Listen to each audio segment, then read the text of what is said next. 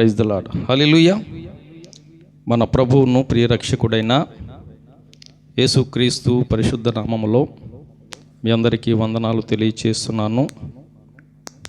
దేవుడు తన కృప మన ఎడల కనుపరిచి మరొక నూతన సంవత్సరములో అడుగు పెట్టడానికి దేవుడు ఎంతగానో కృప చూపించాడు.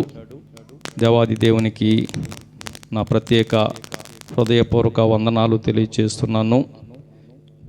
చేరి వచ్చిన మీ అందరికీ నూతన సంవత్సర శుభాకాంక్షలు తెలియచేస్తున్నాను. మంచిది. ఈ సమయంలో దేవుని లేఖన భాగాన్ని చదువుకుందాం.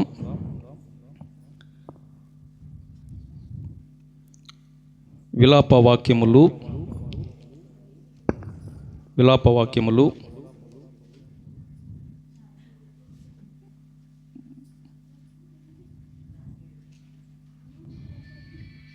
3వ అధ్యాయము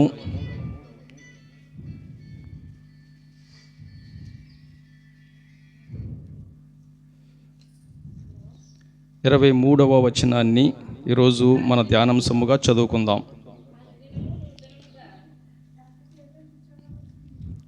22 నుంచి చదవమ్మా.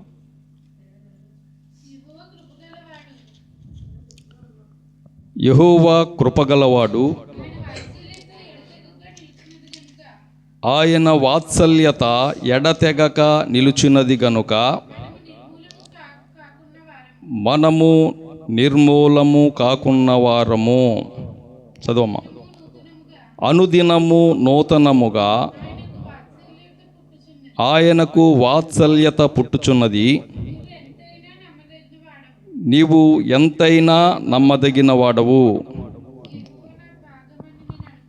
యెహోవా నా భాగమని నేను అనుకొనుచున్నాను. ఆయన యందు నేను నమ్మిక ఉంచుకొనుచున్నాను. తన్ను ఆశ్రయించు వారి ఎడల యెహోవా దయాళుడు. తన్ను వెదుకు వారి ఎడల ఆయన దయచూపువాడు. సరిపోతుందండి. ఈ వచనాన్ని ఒక్కసారి అందరూ నాతో కలిసి చెప్పండమ్మా. యెహోవా కృపగలవాడు, ఆయన వాత్సల్యత ఎడతెగక నిలుచున్నది గనుక మనము నిర్మూలము కాకున్న వారము. దేవుడు తన పరిశుద్ధ వాక్యమును మనందరి వినికిడిలో దీవించునుగాక. పరిశుద్ధుడైన మా తండ్రి, ప్రేమ కలిగిన ప్రభువా, మీకు వందనాలు, స్తుతులు, స్తోత్రములు చెల్లిస్తూ ఉన్నాం. ఇంతవరకు మాకెంతగానో సహాయము చేసి మా ఎడల నీ కృపను కనుపరిచి గడిచిన సంవత్సర ఆది నుండి సంవత్సరాంతము వరకు మమ్మల్ని కాపాడి తిరిగి నాయన ఈ 2026వ సంవత్సరములో అడుగు పెట్టడానికి మీరు చూపిన కృపను బట్టి మీకు వందనాలు ప్రభువా. ఏ పాటి వారము నాయన బలహీనులము, అయోగ్యులము, ఎందుకు పనికిరానటువంటి మా ఎడల నీ కృప చూపించి ఇంత గొప్ప భాగ్యాన్ని అనుగ్రహించినందుకు హృదయపూర్వక వందనాలు తెలియచేస్తున్నాము నాయన. ఇంతవరకు నేను పాటల ద్వారా స్తుతించాం. ఈ సమయంలో నీ మాటల కొరకు ఎదురు చూస్తూ ఉండగా నీ మాటల ద్వారా నాయన నూతన సంవత్సరములో అడుగుపెట్టినటువంటి మేము నూతన బలాన్ని పొందుకోవడానికి తగిన సహాయము దయచేయమని, ఆటంకపరిచే ప్రతి విధమైన చీకటి శక్తులను, అంధకార శక్తులను మీ శక్తి కలిగిన నామములో లయపరచుమని యేసు నామములో అడిగి వేడుకొనుచున్నాము తండ్రి. ఆమేన్. ప్రభునందు ప్రియమైనటువంటి దేవుని బిడ్డలారా, చదవబడిన వాక్య భాగమును మనం జాగ్రత్తగా ఆలోచన చేయగలిగితే గతించినటువంటి దినాలు చాలా భయంకరమైనటువంటి దినాలు మనం ఎదుర్కొన్నాం. ఎక్కడ చూసినా ఘోరమైనటువంటి మరణాలు మనం చూసాం. భయంకరమైనటువంటి పరిస్థితులను మనం చూసాం. అనేక మంది యాక్సిడెంట్ల ద్వారా కానివ్వండి, అనేక వ్యాధుల ద్వారా కానివ్వండి, ఇంకా ఎన్నో భయంకరమైన వ్యసనాల ద్వారా కానివ్వండి, అనేక మంది ఎన్నో ఇబ్బందులకు గురైపోయి చివరికి మనకంటే బలవంతులు, యవ్వనస్తులైనటువంటి వారు, చాలా డబ్బున్నటువంటి వారు ఈ లోకాన్ని విడిచిపోయినటువంటి పరిస్థితులు మనం ఎన్నో చూసాం. అయితే ఈ 2026వ సంవత్సరములో మనము అడుగు పెట్టడానికి గల కారణము వారికంటే గొప్పవారమని మాత్రము కాదు, లేక వారికంటే మనం ధనవంతులమని, ఏదో మన యొక్క ధనము చేత ఈ విధంగా కాపాడబడ్డామని చెప్పడానికి వీల్లేదు. వారికంటే బలవంతులమని చెప్పడానికి అసలు వీల్లేదు. మన ఎందుకు పనికిరానటువంటి బలహీనులమైనటువంటి మనము ఈ నూతన సంవత్సరములో సంతోషముతో అడుగు పెట్టడానికి గల కారణం ఏంటంటే కేవలము ఆయన కృపను బట్టి మాత్రమే. ఇక్కడ ఇర్మీయా భక్తుడు వ్రాస్తున్నటువంటి మాటను మనం చూసినట్లయితే చక్కని వివరాన్ని తెలియజేస్తున్నాడు. ఇక్కడ యెహోవా కృపగలవాడు, ఆయన కృప కలిగినటువంటి వాడు గనకనే మనము బలహీనులమైనా సరే, అనర్హులమైనా సరే, ఎందుకు పనికిరానటువంటి వారమైనా సరే ఆయన అర్హతనిచ్చి మరొక సంవత్సరము ఉండడానికి అవకాశాన్ని అనుగ్రహించాడు. ఈ విషయాన్ని మర్చిపోకూడదు. ఆయన వాత్సల్యత ఎడతెగక నిలుచున్నది. ఆయన వాత్సల్యము మన మీద ఎడతెగకుండా ఉంటుంది కనుక ఆ వాత్సల్యతను బట్టి మనము నిర్మూలము కాకుండా ఉన్నాము అనే విషయాన్ని తెలియజేస్తున్నాడు. అవునండి, భయంకరమైనటువంటి దినాల్లో అన్ని సవ్యంగా ఉంటే నిలిచి ఉండడం గొప్ప విషయమేం కాదు. భయంకరమైనటువంటి దినాల్లో కూడా ఈ విధముగా ఈ 2026వ సంవత్సరములో అడుగు పెట్టగలిగాము అంటే గనక అది దేవుని కృప ద్వారా ఆయన వాత్సల్యత మనపై నిలిచి ఉండబట్టే. ఈ విషయాన్ని గుర్తించి ఆయన చేస్తున్నటువంటి మేలును బట్టి ఆయనను కలిగిన వారుగా ఆయనకు అనుగుణంగా మనం జీవిస్తున్నాం.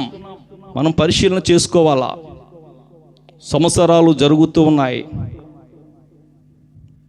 కానీ ఎన్ని జరుగుతూ ఉన్నప్పటికీ కూడా ఈ లోకంలో ఎన్నో మార్పులు చెందుతూ ఉన్నాయి.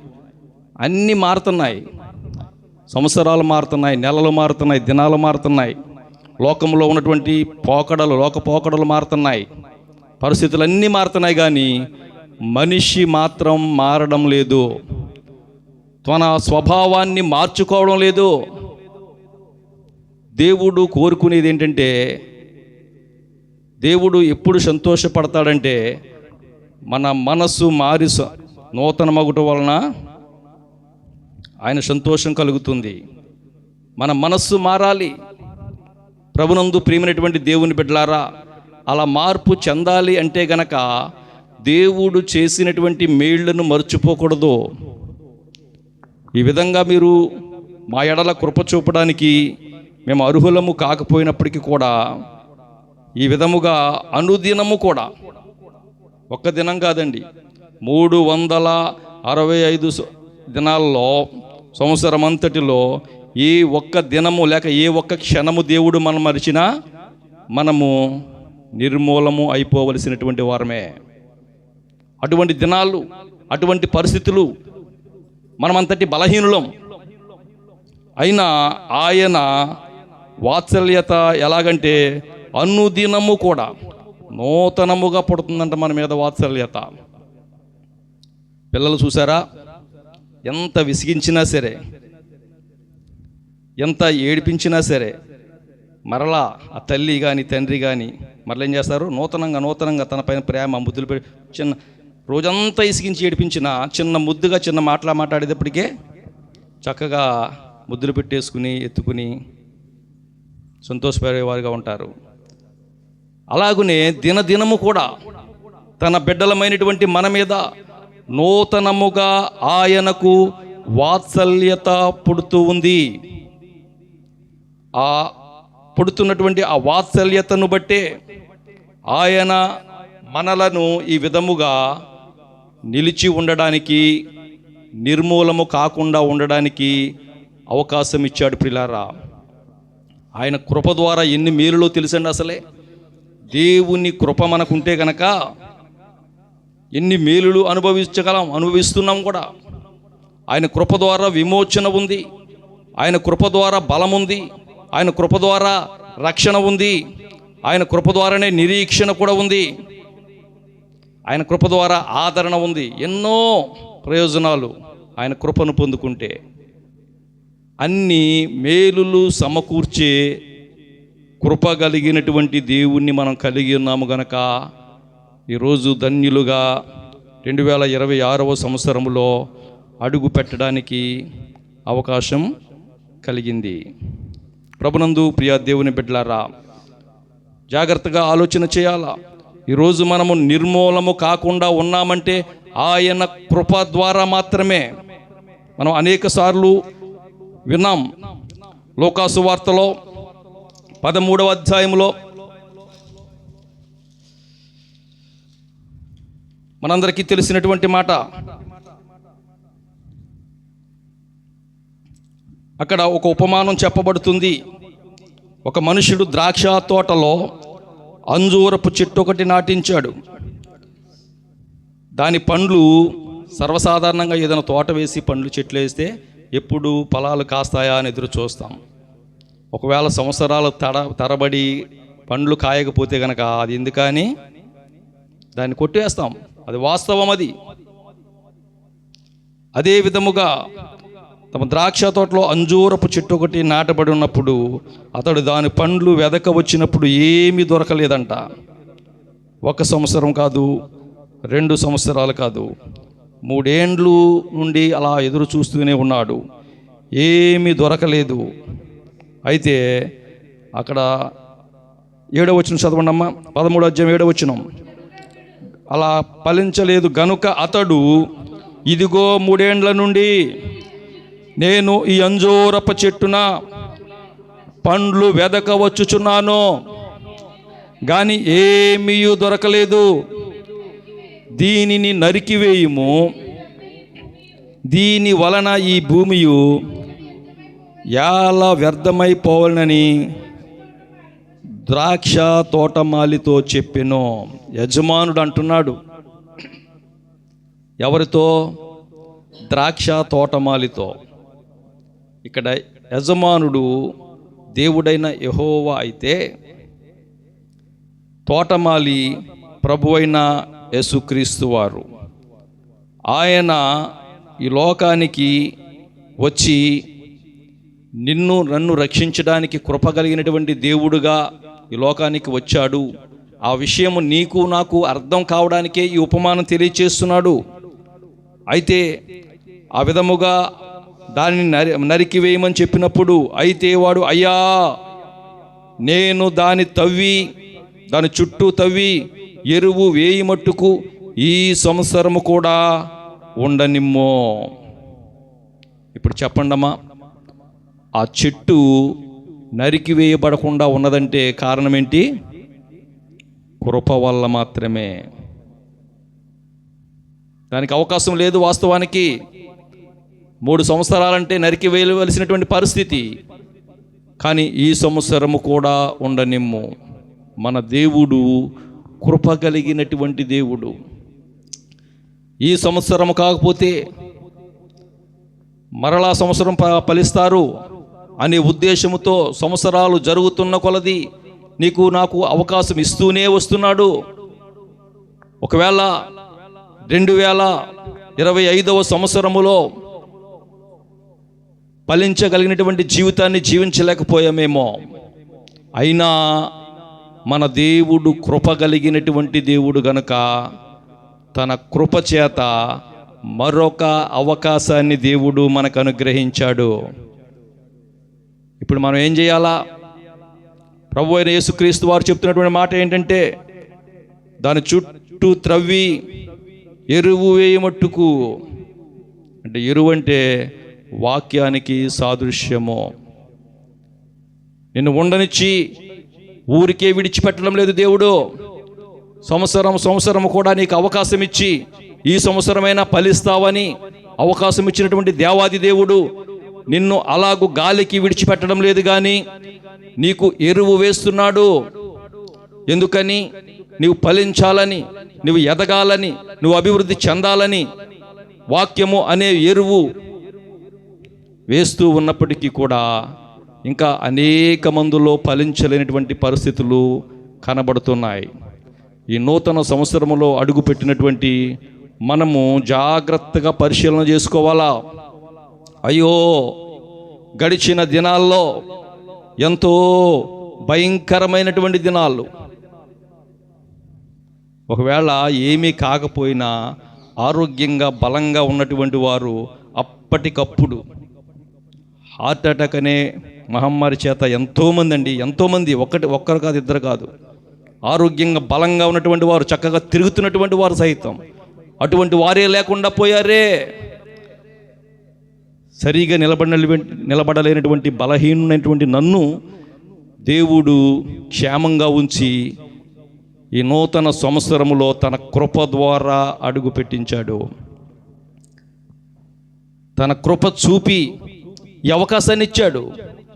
ఇప్పుడైనా నేను ఆయన కొరకు ఫలించేదానిగా ఉండాలి అనే ఆశ మనకు కలగాలి ప్రియులారా. ఎన్నో సంవత్సరాలుగా మనకు దేవుడు అవకాశం ఇస్తూనే వస్తున్నాడు. ఆయన కృప కలిగినటువంటి దేవుడు మాత్రమే కాదు, దయగలిగినటువంటి దేవుడు, దయాహృదయుడు, క్షమించగలిగినటువంటి దేవుడు. ఆయనకు అనేకమైనటువంటి నామములు ఉన్నాయి. దీర్ఘశాంతము కలిగినటువంటి దేవుడు, ఎంతో ఓపిక పడుతున్నాడు, ఎంతో ఓరిమ పడుతున్నాడు. ఈ సంవత్సరం కాకపోతే వచ్చే సంవత్సరమైనా నా బిడ్డ ఫలిస్తుంది అని ఎంతో ఆసక్తితో ఆయన నీకు అవకాశం ఇచ్చి ఎదురు చూస్తూ ఉంటే మనం ఫలించువారుగా ఉన్నామా లేక ఫలించలేనటువంటి స్థితిలో మనం ఉన్నామా పరిశీలన చేసుకునే వారుగా ఉండాలి. చదవబడినటువంటి విలాప వాక్యముల్లో ఒక మాట ఉంటే చూడనమ్మా. తీతుకు వ్రాసిన పత్రిక 2వ అధ్యాయము, తీతుకు వ్రాసిన పత్రిక 2వ అధ్యాయము 11వ వచనం నుంచి చదవండి. ఏలయనగా సమస్త మనుషులకు రక్షణకరమైన దేవుని కృప ప్రత్యక్షమై. ఆయన కృప ఎటువంటిదండి? రక్షణకరమైనది. మర్చిపోకూడదు. గడిచిన దినాల్లో ఆయన రక్షణను గూర్చి అనేక విషయాలు మనం వింటూ వస్తాం. వేటి నుంచి రక్షిస్తాడో? రక్షణకరమైనది ఆయన కృప, రక్షించేది. ఒక మాటలో చెప్పాలంటే ఆయన కృప రక్షించేదన్నమాట. కేవలం మనం రక్షించబడ్డామంటే మన మంచితనం కాదు, మన గొప్పతనం కాదు, మనం ఏదో దేవునికి ఏదో చేస్తామని కాదు, లేదా దేవుని సన్నిధిలో ఉంటామని కాదు, కానీ కేవలము ఆయన కృప ద్వారా మనం రక్షించబడ్డాం. ఆయన కృప రక్షణకరమైనది. ఇంకా చదువమ్మా. దురాశలను విసర్జించి శుభప్రదమైన నిరీక్షణ నిమిత్తము, అనగా మహాదేవుడును మన రక్షకుడునైన యేసుక్రీస్తు మహిమ యొక్క ప్రత్యక్షత కొరకు ఎదురు చూచుచు. మనం చేయాల్సింది ఏంటంటే, ఆయన మనల్ని రక్షించాడు, ఆయన కృపచేత రక్షించి మరొక అవకాశాన్ని ఇచ్చాడు, మరొక సంవత్సరంలో నిలవబెట్టాడు. మనం చేయాల్సిన పని ఏంటంటే ఆయన ప్రత్యక్షత కొరకు ఎదురు చూసువారుగా ఉండాలి. ఆయన ప్రత్యక్షత కొరకు ఎదురు చూస్తూ ఎలా ఉంటే స్వస్థ బుద్ధితోనూ నీతితోనూ భక్తితోనూ బ్రతుకుచుండవలెను. ఆయన చూపిన కృపను బట్టి మనం ఎలా ఉండాలంట? దేవుని కొరకు ఎదురు చూస్తూ ఉండడం మాత్రమే కాదు. చాలామంది దేవుని కొరకు ఎదురు చూడడం అంటే సిద్ధపాటు లేకుండా, రక్షణ పొందుకొనకుండా అందరితో పాటు ఆచారంగా ఎదురు చూసేవారుగా చాలామంది లేకపోలేదు. ఇప్పుడు ఒక ఫ్లైట్ వస్తుంది, ఆ ఫ్లైట్ కొరకు ఎదురు చూస్తున్నటువంటి మనము, ఆ ఫ్లైట్ వచ్చినప్పుడు ఎక్కాలని ఎదురు చూస్తున్నటువంటి మనము, అది ఎక్కడానికి కావలసినటువంటి టికెట్ సంపాదించుకోవాలి, పాస్పోర్ట్ వీసాలు ఉండాలి, ఇవన్నీ సిద్ధపరుచుకుంటేనే దాన్ని ఎక్కగలం. అవేమీ లేకుండా ఎదురు చూస్తే ఉపయోగం ఉంటుందంటారా? ఇక్కడ దేవుని వాక్యములో అందుకే బహు స్పష్టంగా వ్రాయబడి ఉంది, ప్రత్యక్షత కొరకు ఎదురు చూచుచు ఈ లోకములో ఎలా ఉండాలంటే స్వస్థ బుద్ధితో, నీతితో, భక్తితోనూ బ్రతుకుచుండవలెనని మనకి బోధించుచున్నది. ప్రభునందు ప్రియమైనటువంటి దేవుని బిడ్డలారా, దేవుని సన్నిధిలో మనము ఫలించాలంటే దేవుడు కోరుకున్న విధముగా ఆయన కృప చూపాడు గనక, ఆయన ఆశను మనం నెరవేర్చేవారముగా ఉండాలంటే గనక ఆయన ప్రత్యక్షత కొరకు ఎదురు చూచువారముగా ఉండాలి. ఈ నూతన సంవత్సరములో ఆయన రాకడ బహు సమీపముగా ఉంది. ఏ క్షణాన ఆయన వస్తాడో ఎవ్వరికీ తెలీదు.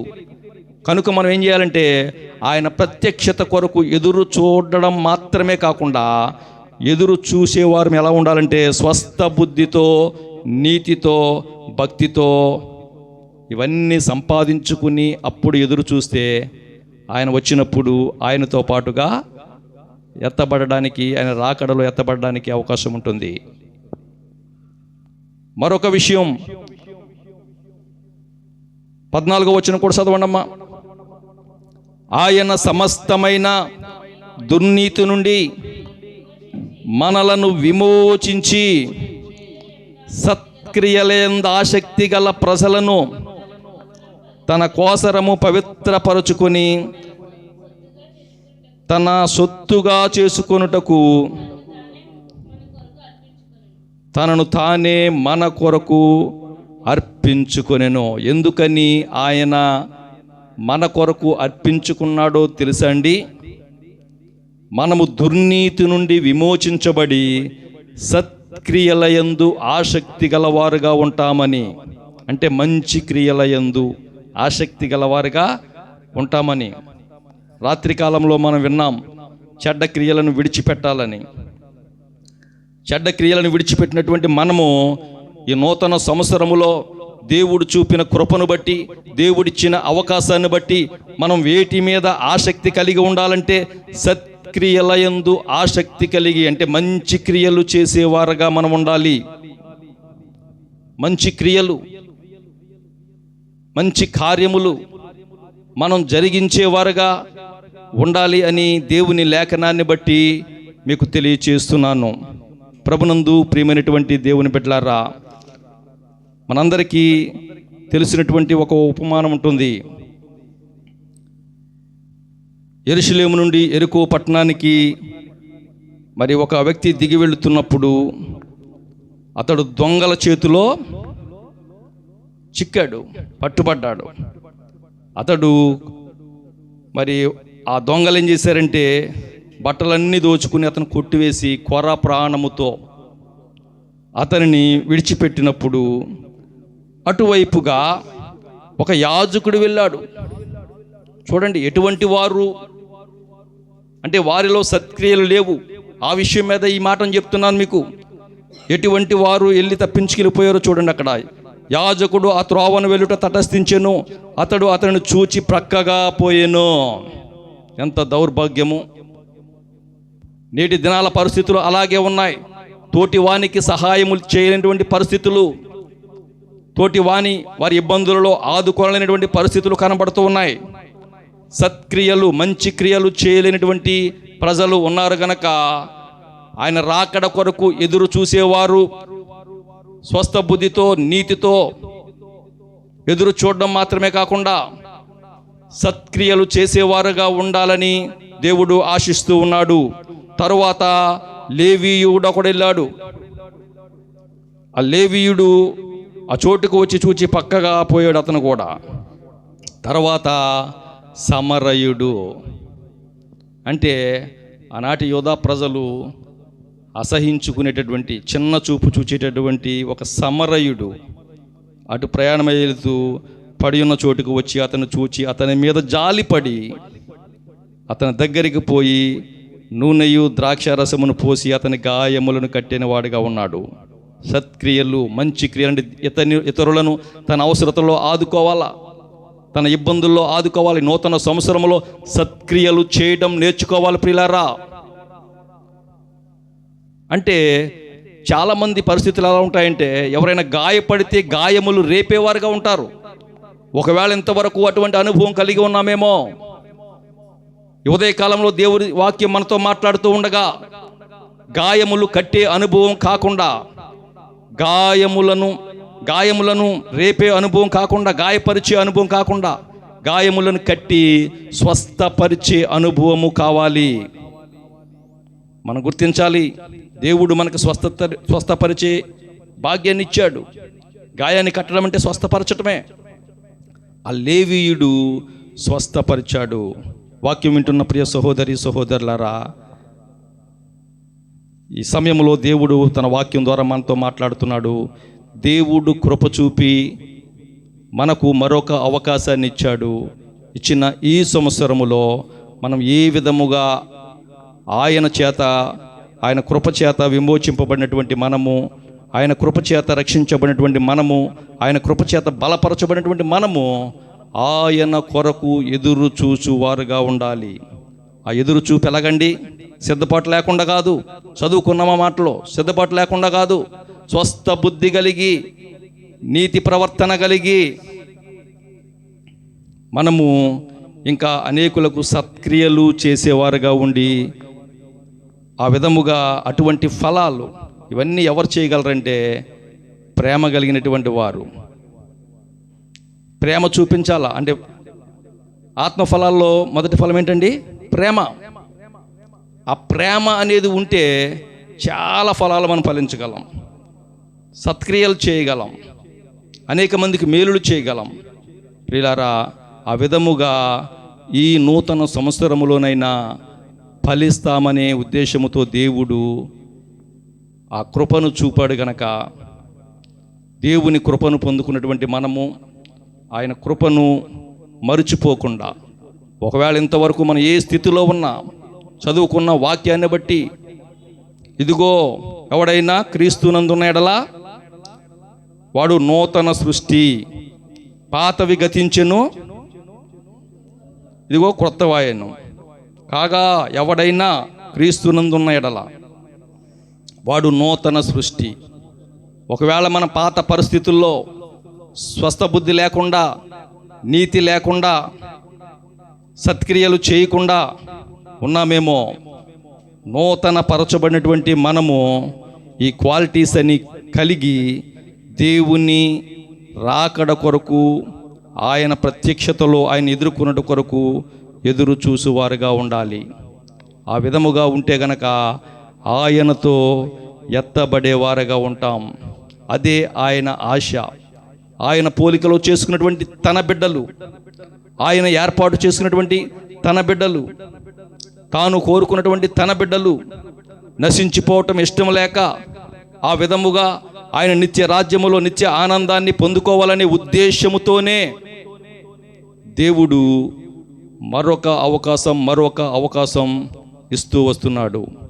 ఈ నూతన సంవత్సరములో దేవుని కృపను పొందుకున్నటువంటి మనము ఆ విషయాన్ని గుర్తించి దేవుడు ఆశించిన విధముగా ఫలించే వారముగా ఉండి, నీతి ఫలాలు ఫలించేవారుగా ఉండాలి. అనేకులకు సత్క్రియలు అనే ఫలాలు ఫలించేవారుగా ఉండాలి. స్వస్థ బుద్ధి అనే ఫలాలు ఫలించేవారుగా ఉండాలి.